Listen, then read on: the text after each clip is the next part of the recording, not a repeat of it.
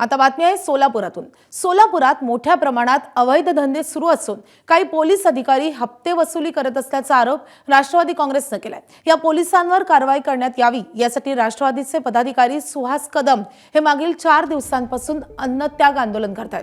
Police अधिकारी बाळासाहेब गायकवाड हा सोलापुरातील सचिन वाझे असून त्याच्याकडे 400 ते 500 कोटी रुपयांची संपत्ती असून या सर्वाची चौकशी करण्यात यावी अशी मागणी राष्ट्रवादीचे जिल्हाध्यक्ष उमेश पाटील यांनी केली आहे। दरम्यान सोलापुरात सुरू असलेल्या या आंदोलनाचे पडसाद विधिमंडळात देखील पाहायला मिळाले।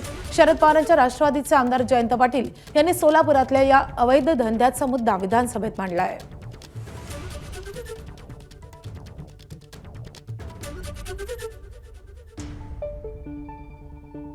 सोलापूर शहरामध्ये मटका, गुटखा, चक्री, मसाज पार्लर, डान्स बार, जुगार, अवैध दारू विक्री अशा पद्धतीचे अनेक अवैध व्यवसाय जे आहेत ह्या सोलापूर शहरामध्ये चालू आहेत। काही पोलीस दलातले हवालदार जे कर्मचारी आहेत किंवा अधिकारी म्हणा त्यांना, तर हे त्यांना पाठीशी घालतात आणि या सगळ्या लोकांकडून हप्ते वसुली करून अशा पद्धतीच्या अवैध धंद्यांना संरक्षण देतात। 400 ते 500 कोटी रुपयाची त्यांनी अवैध मालमत्ता गोळा केली।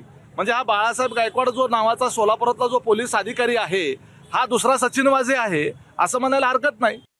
सोलापूर शहरामध्ये मटका, जुगार, पत्ते क्लब, स्पा, व्हिडिओ गेम, अवैध बार असे व्यवसाय मोठ्या प्रमाणात चालू आहेत। अवैध धंद्यांना काही पोलीस अधिकारी कर्मचाऱ्यांकडून संरक्षण मिळतंय।